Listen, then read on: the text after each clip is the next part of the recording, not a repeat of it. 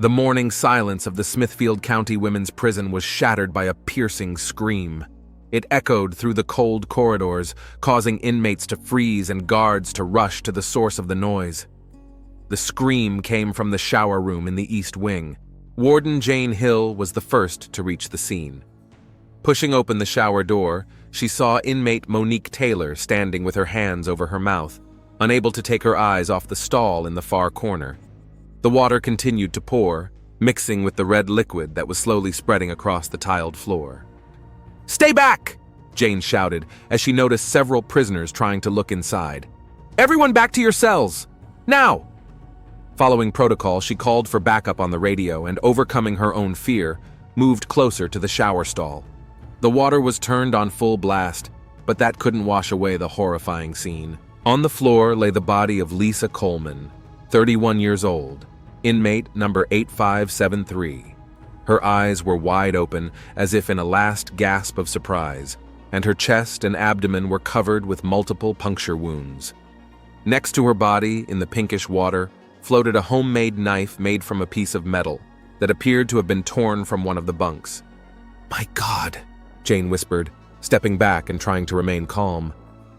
40 minutes after the body was discovered, a black sedan pulled up to the prison. A woman of average height, dressed in a strict dark blue suit, stepped out of it. Detective Emma Foster, 45 years old, a 20-year veteran of the Smithfield Police Department, the last 8 of which she had worked in the homicide division. She was greeted by the prison director, a man with a tired face and graying hair. "Detective Foster, thank you for coming on such short notice," he said, shaking her hand. "We kept the crime scene as pristine as you requested." "Who found the body?" Emma asked as she passed through the metal detector and received her pass. "One of the inmates, Monique Taylor. She went to the shower room around 6:30 this morning and found Coleman." Emma nodded, making a mental note to question Taylor. "And who was on duty that night in that sector?" "Warden Jane Hill. She's waiting for you in the interrogation room right now. Said she'd tell you everything she knows." Emma followed the director through several heavy steel doors that closed behind them with a deafening clang. They walked down the main corridor, where the inmates were looking curiously at the strange woman, clearly not a member of the prison staff. The crime scene had already been fenced off with yellow tape. The body was still where it had been found, although the water had already been turned off. The medical examiner was examining the body, making notes in his notebook. "Detective Ramirez, what do we have?" Emma asked, putting on latex gloves. "Multiple stab wounds in the chest and abdomen, at least 15, the medical examiner replied, keeping his gaze on the body. Judging by the nature of the wounds, the killer was furious. Some of the wounds are very deep, inflicted with great force. Time of death is sometime between 2 and 4 in the morning. Emma walked around the body, scrutinizing every detail. There were no clothes on Lisa, just shower supplies strewn about. "She came here to shower in the middle of the night?" Emma asked the director.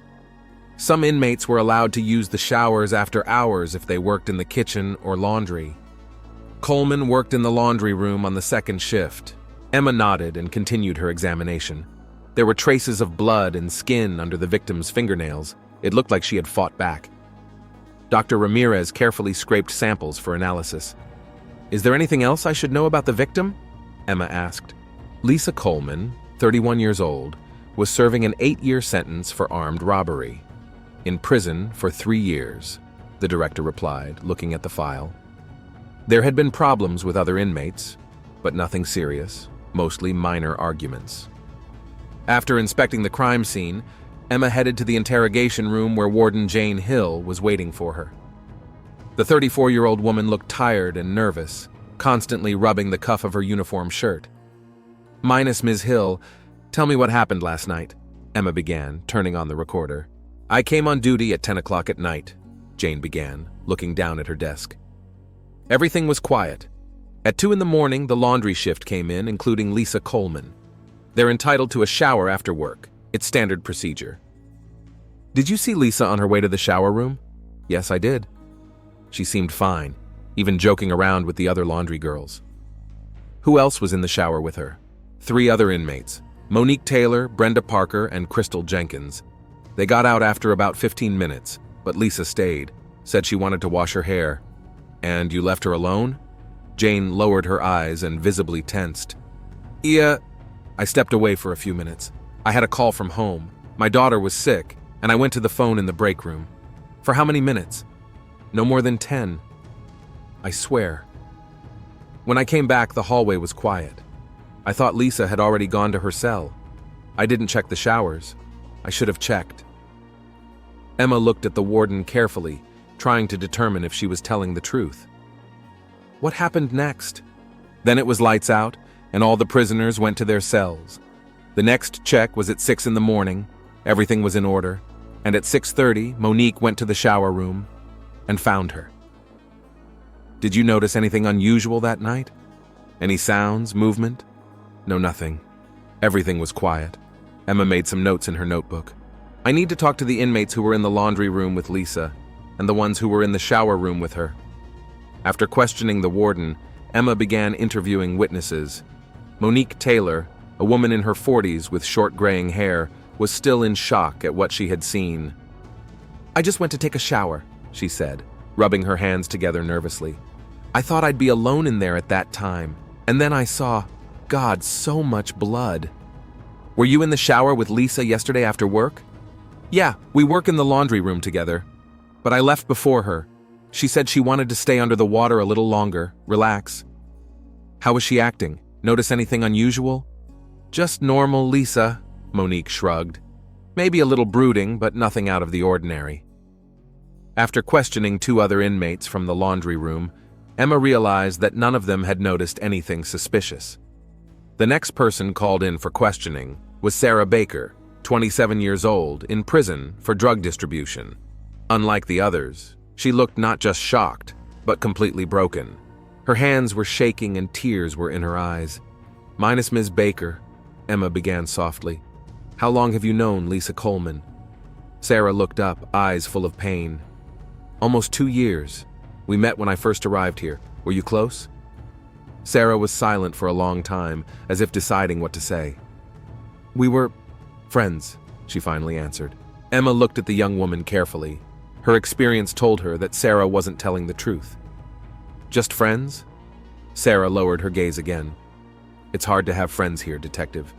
We were as close as we could be in prison." "When was the last time you saw Lisa?" "Last night, before she went to the laundry room. We talked for a while, and then she left." "What did you talk about?"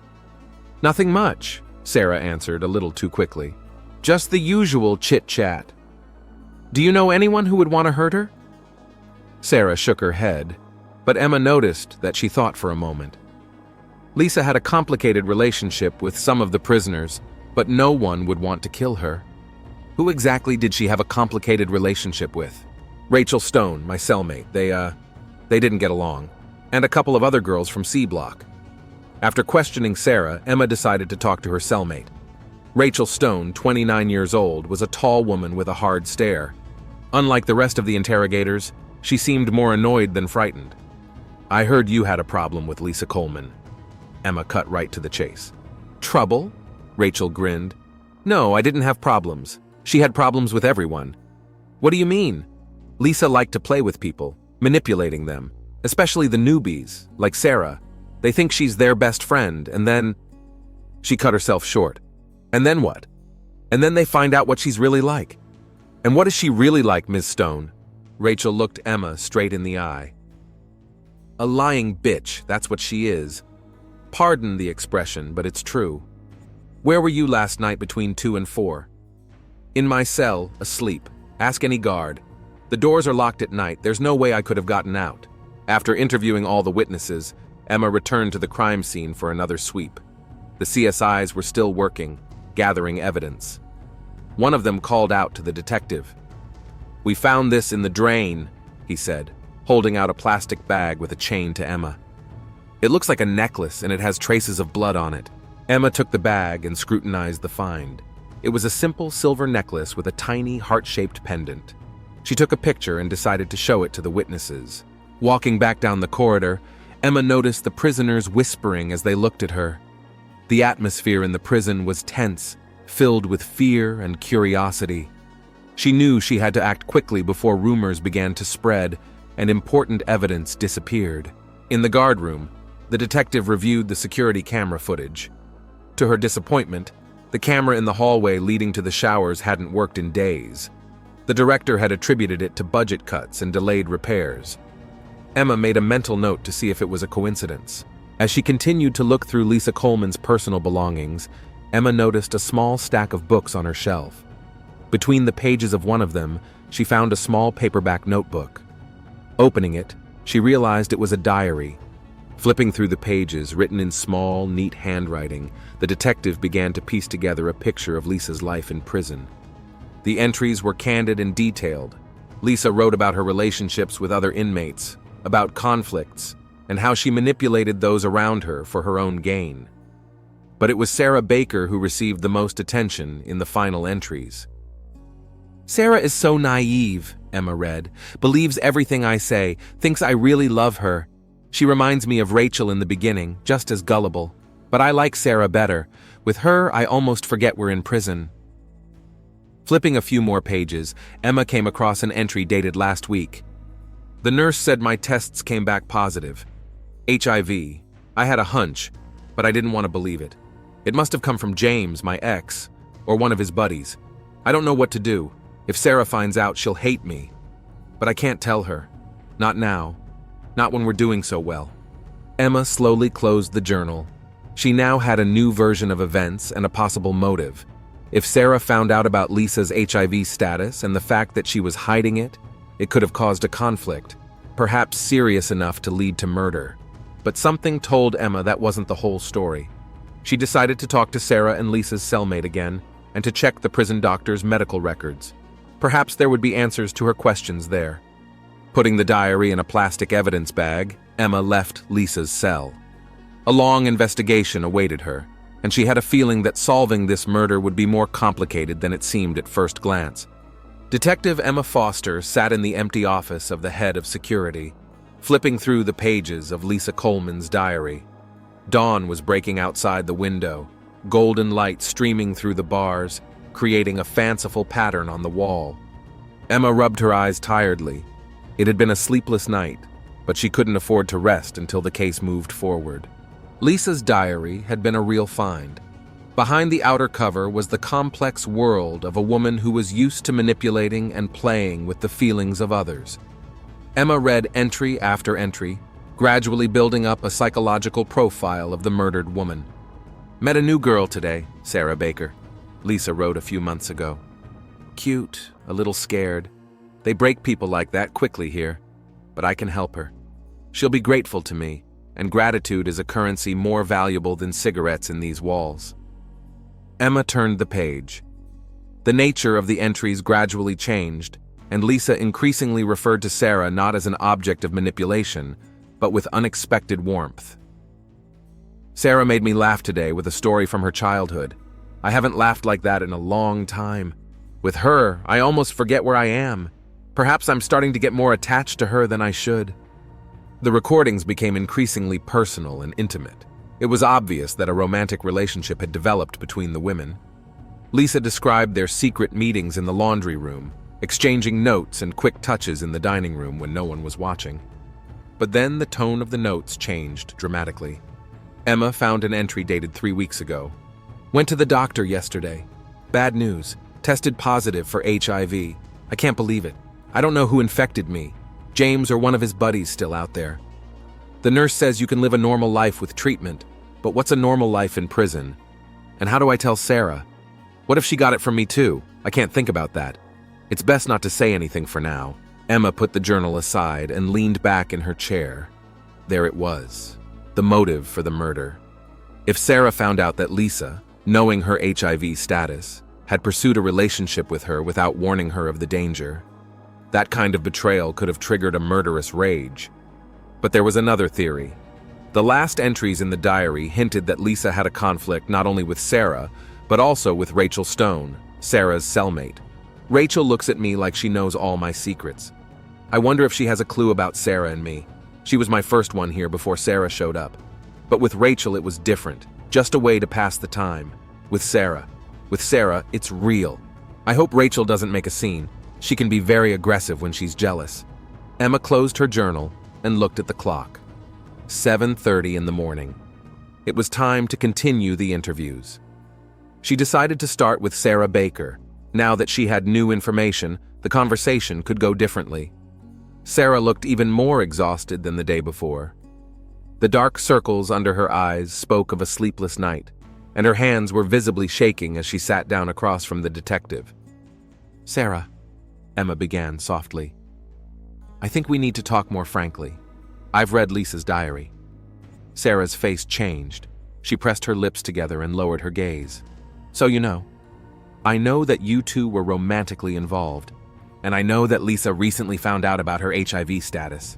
Sarah nodded, her shoulders slumping. "We've been together for almost a year," she said quietly. "It started as a friendship. Lisa helped me get used to being here, protected me from the other inmates, and then everything changed." "When did you find out about her HIV status?" Sarah looked up, tears in her eyes. 4 days ago. Karen's nurse accidentally told me. She thought I knew what Lisa had told me. But she didn't say anything, Detective, nothing. We were together, Sarah couldn't finish the sentence and covered her face with her hands. Emma gave her time to collect her thoughts. After a moment, Sarah continued, her voice sounding muffled. "When I found out, I was furious. I went to her to confront her. We had a huge fight. I yelled at her, said horrible things. Was this in front of witnesses? No, we met in the laundry room when no one was there. I wanted to hit her, but I couldn't. I just walked away. And then what happened? Then I got tested. The nurse said the results would be back in a few days. I was in such a state. I couldn't sleep. I hadn't eaten much." "Did you talk to anyone about it?" Sarah shook her head but then hesitated. "Only with Rachel, my cellmate. She saw that something was wrong with me and I told her. She was the only one I could confide in." "And how did she react?" "It's strange," Sarah frowned. "At first she was furious, even more so than I was. And then suddenly she calmed down and said that everything would be fine, that I had nothing to worry about." "You didn't find that suspicious?" "Then number. I was too upset to think about anything else. Now that you ask, yes, it was strange." Emma made a note in her notebook. Rachel's behavior definitely needed more scrutiny. "When was the last time you saw Lisa alive?" Sarah took a deep breath, trying to contain her emotions. "The evening before her shift at the laundry room. We talked. Or rather, she tried to talk to me and I ignored her. She wanted to explain herself, said she was afraid of losing me. I replied that it was over between us. Those were my last words to her." Sarah's voice trembled and she fell silent, staring at the table. "Where were you that night between 2 and 4 o'clock?" "In my cell. Rachel can confirm. I was awake, but I didn't leave my cell. The doors are locked at night." Emma nodded, making another note. "Do you have any thoughts on who might have killed Lisa?" Sarah hesitated, biting her lip. Lisa had a lot of enemies. She had a knack for making them. But to kill? She shook her head. "I don't know. Tina Black, maybe? They'd had a conflict over some debts. Or Rachel." "Rachel? Why did you mention her?" "They had a history before I came along. Lisa never gave me the details, but I know they were close, and then they had a big fight. Rachel never talked about Lisa without hating her. After talking to Sarah, Emma decided to check the medical records. She met with prison nurse Karen Lewis, a middle-aged woman with a tired look in her eyes. "Yes, it's true," Karen confirmed as she looked through the files. "Lisa Coleman tested positive for HIV 3 weeks ago. We started her on a course of treatment." "Did she notify anyone of her status?" The nurse frowned. "She should have. I explained to her all the risks and her responsibility to her partners. But I can't force patients to share that kind of information. Doctor-patient confidentiality, you understand. Do you have information about other prisoners with HIV?" Karen clearly didn't want to answer that question, but after some hesitation, she nodded. "Yes, we have a few cases. It's confidential information, but I understand that there is a murder investigation going on." She was silent for a moment, then added, "Rachel Stone is also HIV positive. She found out about her status about 6 months ago." Emma froze. This was changing the whole picture. If Rachel was HIV positive and knew about Lisa's relationship with Sarah— "Thank you, Karen. That's very important information." The next step was to re-interview probation worker Jane Hill. This time, Emma decided to push harder. Ms. Hill, we found some inconsistencies in your statement, Emma lied, watching the warden's reaction. The security cameras show that you were away from your post for longer than 10 minutes. Jane turned pale and began nervously tugging at the collar of her uniform. Yeah, I could have gotten the time wrong. It might have been 15 minutes. 25, Ms. Hill. You've been gone 25 minutes. That's long enough for someone to break into the shower room and kill Lisa Coleman. Jane lowered her gaze, her shoulders slumped. I didn't mean to lie. I was just scared. I know I broke protocol. Where did you really go? The probation worker was silent, obviously struggling with herself. I went out with Mark, the guard in the men's wing, she finally admitted. We have a relationship. We sometimes meet during night shifts in the break room. I was supposed to be on duty that night, but he texted that he wanted to see me. I thought I'd only be gone for a few minutes, but we stayed late. And all this time, the shower room was left unattended? Yes, Jane nodded, not looking up. It was my fault. If I'd been on duty, Lisa might still be alive. Emma looked at the warden carefully, trying to determine if she was telling the truth. Can you prove you were with this Mark? Yes, of course. He'll confirm it. And the cameras in the corridor must have caught me going to the break room. Emma nodded.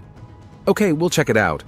Now tell me, have you noticed anything unusual in the prisoner's behavior in recent days?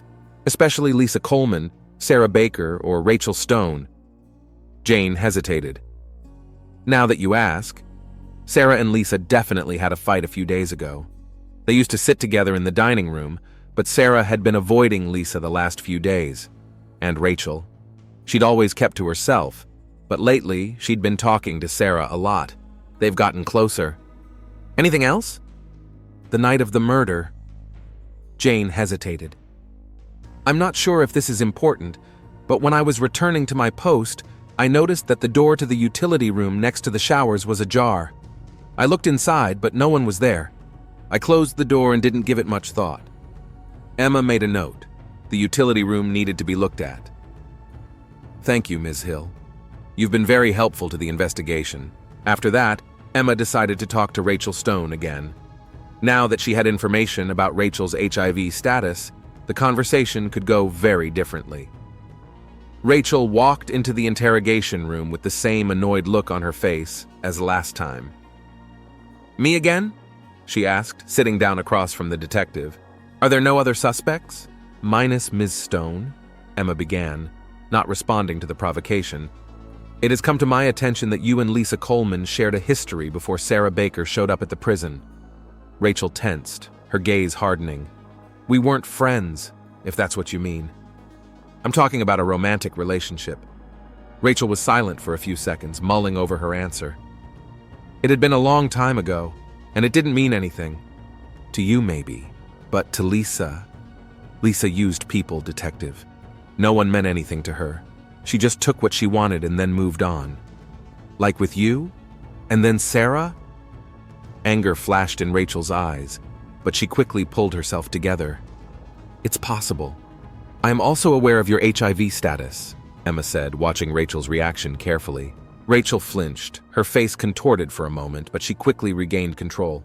This is confidential information. You have no right to... I do when I'm investigating a murder. You found out about your status 6 months ago, right? After you broke up with Lisa? Rachel was silent, her eyes went blank. Do you think she infected you? Emma continued. I know it was her, Rachel replied quietly. Who else? Before her, I hadn't had anyone else in years. And when you found out that Lisa had started a relationship with Sarah, you didn't warn her? Rachel grinned bitterly. Would you have warned her? Would you have said, "Hi, I'm your current girlfriend's ex, and by the way, she gave me HIV"? Sarah wouldn't have believed me. She was in love with Lisa, saw only good in her. But eventually, Sarah found out the truth, and she told you about it. Yes, Rachel nodded. She was devastated.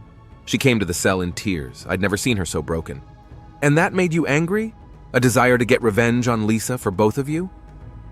Rachel took a hard look at Emma. I didn't kill her, detective. Although, admittedly, I sometimes imagined I did. Where were you the night of the murder? I already told you, in my cell. You can check the records. The doors are locked at night and only the guards can open them. Emma nodded, pretending to accept that answer. But she knew that one of the guards was off duty that night, and theoretically, someone could have left their cell unnoticed. After questioning Rachel, the detective decided to examine the back room that Jane Hill had mentioned. Together with the CSY, they thoroughly searched the small room where cleaning supplies and tools were kept.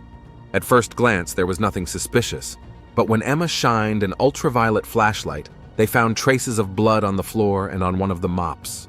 "Looks like someone tried to clean up after the murder here," the CSI said, as they collected samples. Emma looked at the walls and noticed a small air vent in the ceiling. It was loose and slightly dislodged. "Check over there," Emma pointed out. The CSI stood on a stepladder and shined a flashlight into the vent. "There's something here," he said, pulling out a small object with tweezers. It looked like an earring. Emma picked up the evidence bag. It was a simple silver stud earring with a small sapphire. She immediately remembered seeing one like it on Sarah Baker during her first interrogation. "We need to run DNA on all of these items," she said, "and as soon as possible." By late afternoon, the preliminary forensic results were in. The blood in the back room belonged to Lisa Coleman. Not only blood was found on the mop, but also a fingerprint that matched Sarah Baker's. The earring did belong to Sarah. A second one was found in her personal effects. And the chain found in the shower drain had both Lisa's and Sarah's DNA on it. The picture of the crime was beginning to emerge, and all the evidence pointed to Sarah Baker as the main suspect. She had a motive: betraying Lisa, who had hidden her HIV status. She had opportunity. The warden was off duty the night of the murder. And now the investigation had physical evidence linking her to the crime scene. Emma gathered all the material and went to the director of the prison. "I want to hold Sarah Baker on suspicion of Lisa Coleman's murder," she said, placing a folder of evidence on the desk.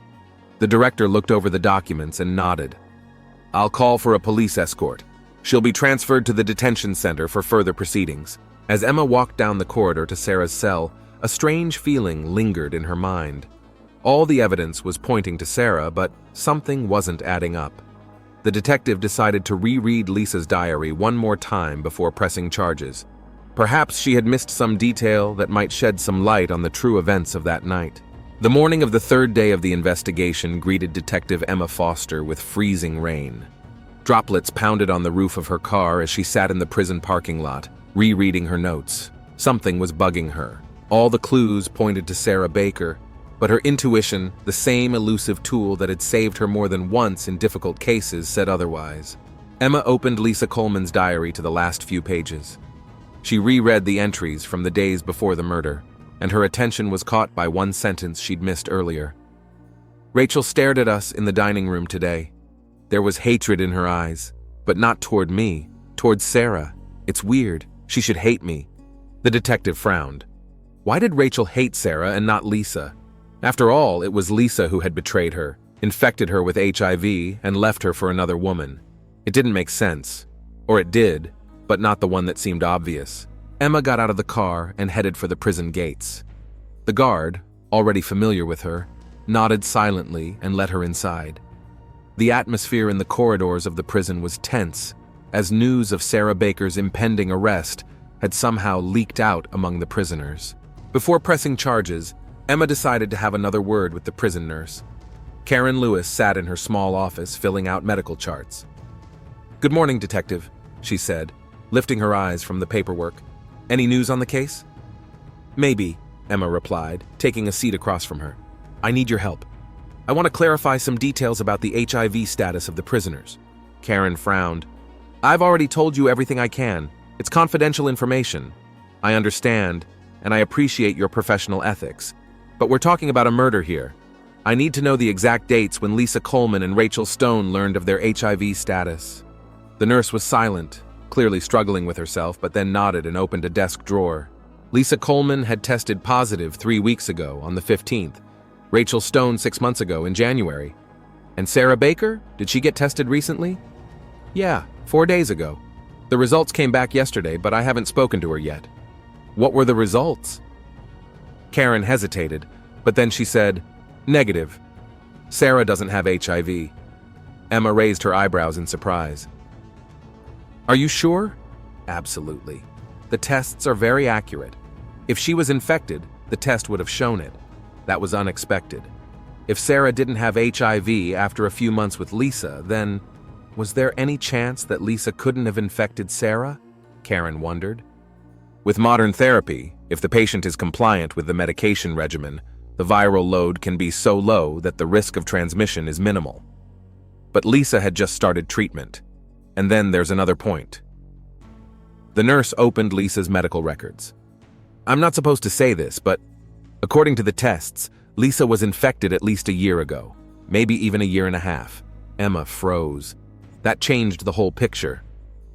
So she knew her status long before she told you? Not necessarily. A lot of people only find out about HIV when they have a routine checkup. But she was infected long before she started her relationship with Sarah. Emma thanked the nurse and left the office, immersed in her thoughts. The pieces of the puzzle were beginning to fit together into a very different picture. The next step was to re-examine the crime scene. Emma returned to the shower room where the forensics team was still working. They had finished collecting evidence, but were still looking for the slightest trace that might help the investigation. Did you find anything new? Emma asked the team leader. Nothing significant, but we did find something interesting in the ventilation system. He led Emma to the ventilation grill high up in the ceiling of the shower room.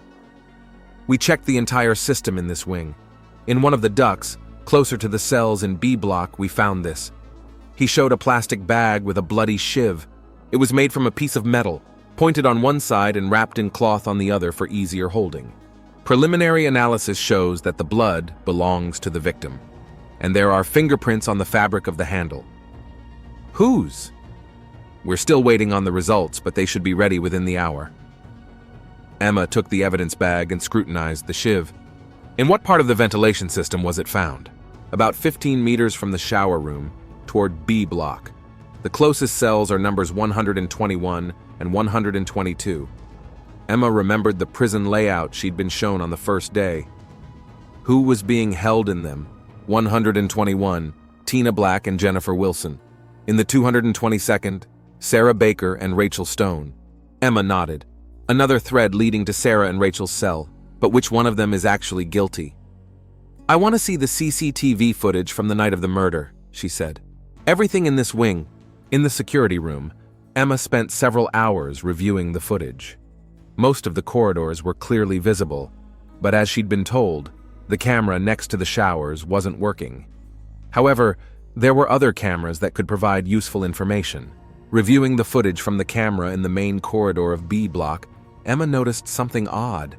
At 2 hours and 37 minutes, when all the prisoners should have been in their cells, a shadow flickered in the far corner of the corridor. Emma rewound the tape and put it in slow motion. This time, she could clearly see a figure crossing the corridor quickly. The quality of the footage was poor, but the silhouette definitely belonged to a woman. Emma checked the warden's schedule. Jane Hill was supposed to be on duty by the showers at this moment, but, as she had already recognized, was absent. Another guard, Thomas Green, was patrolling the far side of the block and, according to the records, was talking to a colleague at the other end of the corridor at the time. The perfect moment to leave the cell unnoticed. Emma moved on to another camera that showed the entrance to B's cell block. At 2 hours and 41 minutes, the same figure walked quickly through the door. The image was still fuzzy, but Emma could make out that the woman was of medium height and slim build. It could have been either Sarah or Rachel. Emma continued browsing. At 3 hours and 19 minutes, the figure moved back into B's block. It moved more slowly now, as if it was more cautious or tired.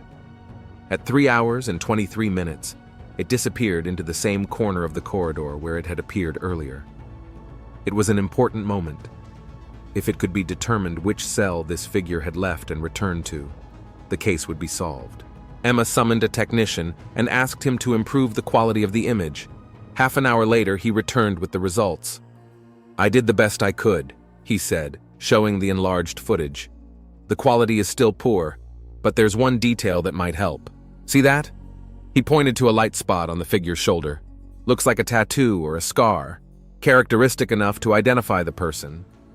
Emma thanked the specialist and went to check the prisoner files. Sarah Baker, according to the file, had no tattoos. Rachel Stone, on the other hand, had a phoenix tattoo on her right shoulder. At the same time, the results came back on the prints on the shiv. They belonged to Rachel Stone. The picture of the crime was becoming clearer. Emma was now certain that Rachel, not Sarah, was the real killer. But to be sure, she needed to understand the motive.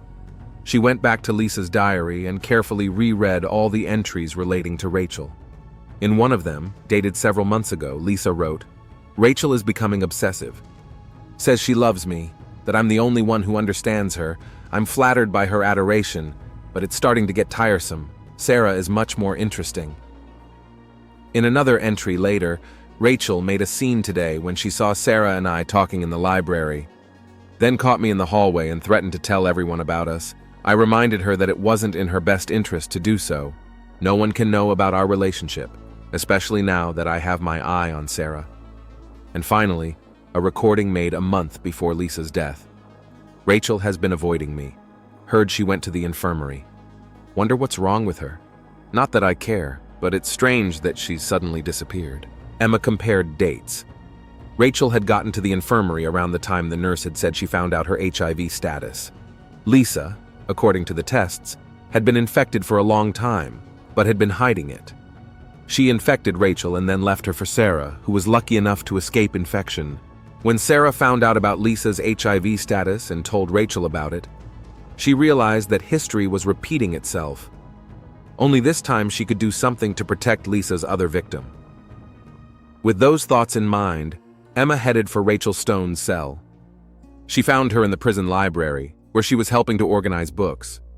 "Minus Miss Stone, I need to talk to you again," Emma said. Rachel looked at her warily. "I've already told you everything I know." "Not really. Let's talk in a more private setting." They went into the interrogation room. Emma turned on the tape recorder and put the evidence folder on the table. "Rachel, we found the murder weapon. Your fingerprints are on it." Rachel's face didn't change, but Emma noticed her shoulders tense. "That can't be right. What's more, the security cameras recorded you leaving your cell block the night of the murder and coming back about 40 minutes later." Rachel was now visibly nervous. She began tapping her fingers on the table. "The cameras are broken. You said so yourself." "Not all of them? And the footage shows your tattoo," Emma lied, watching for a reaction. Rachel touched her right shoulder where the phoenix tattoo was hidden under the prison robe. "That doesn't prove anything. What about the fact that you were infected with HIV by Lisa Coleman and then found out she was doing the same thing to Sarah Baker?" Rachel was silent, her gaze becoming vacant. "I know what happened, Rachel," Emma said softly. "Lisa used you, infected you with a deadly disease, and then left you for Sarah. When Sarah told you that Lisa had hidden her HIV status from her, you couldn't let history repeat itself." Rachel's eyes filled with tears. "You don't understand," she whispered. "Sarah is so young, so pure. She has her whole life ahead of her. Lisa would have destroyed her like she destroyed me." "Tell me what happened that night, Rachel." Rachel took a deep breath as if making a decision. "After Sarah told me about Lisa's HIV, I was furious, not because of myself. I'd already accepted my fate. But Sarah, she didn't deserve this. Lisa knew she was sick when she started a relationship with her, knew she could infect her, and she kept going anyway. It was unforgivable." Emma listened in silence, letting Rachel speak. "That night, I knew Lisa would be in the shower room after working in the laundry room. I saw Warden Hill leave her post. She often does that when she meets that guard. I got out of the cell through a small gap in the bars. I'd loosened them a long time ago, just in case. Then I made my way to the showers." Rachel spoke quietly but confidently, as if she were telling me a long thought-out plan. Lisa was alone. She was surprised to see me, but not scared. She was never afraid of anything, even when she should have been. I told her what I knew about Sarah, about hiding her illness from her. Do you know what she replied? Emma shook her head. She laughed, said it was none of my business, that Sarah would never know unless I told her, and if I did, she'd make sure everyone knew I was her whore. That's what she said. Rachel's voice shook, but she continued. I had a shiv. I made it a few days ago. I don't know why. Maybe I was subconsciously preparing for it. When she called me a whore, I just snapped. First punch was to the stomach. She didn't even realize what happened, and then I couldn't stop. I didn't see Lisa in front of me. I saw this virus that she'd given me, that she wanted to give to Sarah. I was killing a disease, not a person. Then what happened? Then I came to my senses. There was blood everywhere, lots of blood. Lisa was lying on the floor, her eyes open, but she was no longer breathing. I tried to wash the blood off my hands and the shiv, but I still had traces of it on me. I hid the shiv in the vent on the way back to the cell, and Sarah's earring. What about Sarah's earring? I found it in the cell a few days ago. I picked it up and carried it with me, like a talisman. It fell out of my pocket in the shower. I picked it up and hid it in the vent of the back room so I could go back for it. But I didn't have time. Emma nodded slowly. That explained why Sarah's earring was at the crime scene. Why you tried to frame Sarah by planting evidence? Rachel shook her head. I didn't want to frame her. The earring was an accident, and the prints on the mop. I don't know. Maybe they were there before me. Sarah often helped with the cleaning. Emma wasn't sure if Rachel was telling the truth on that part, but it didn't matter much anymore. Rachel Stone, you are under arrest for the murder of Lisa Coleman, Emma said formally. You have the right to remain silent. Anything you say can and will be used against you in a court of law. As Emma read out her rights, Rachel sat still, as if a great weight had fallen from her shoulders. I have no regrets, she said quietly when Emma had finished. She would go on destroying lives, maybe not just Sarah's, but others. I stopped her. The two officers led Rachel away, and Emma stayed in the room, gathering papers. A few minutes later, there was a knock on the door.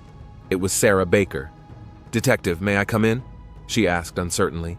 Of course, Sarah, I have good news for you. You're no longer a suspect. The real killer has confessed. Sarah exhaled a sigh of relief and sat back in her chair. Rachel, huh? I suspected, but I couldn't believe it. She did it to protect you, Emma said softly. She thought she was saving you from Lisa. Sarah shook her head, tears glistening in her eyes. My tests came back this morning. They came back negative. I don't have HIV. I know you don't. That's a big relief, isn't it? Yeah, but, Rachel's gonna spend the rest of her life in prison. She killed a man to protect me from a disease I didn't even get.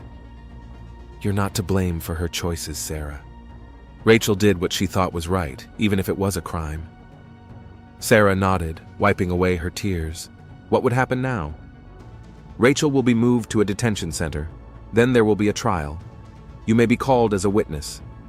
And then life goes on. Emma packed her things and left Smithfield Prison in the late afternoon. The rain had stopped, and stars could be seen in the breaks in the clouds. She got into her car and just sat for a while, looking at the high walls and barbed wire surrounding the prison complex. The case had been solved, but that didn't make it any easier. 3 lives had been ruined, one cut short by a violent death, another would be spent in custody, and only the third was given a chance at a new beginning. All because of secrets, lies, and betrayal. Emma started the car and pulled onto an empty road. New cases, new crimes, new human tragedies awaited her ahead. But this was a story she would never forget. A story of how love can turn to hate and protection to destruction. And about how even in the darkest places people are capable of deep feelings, even if those feelings lead to tragic consequences.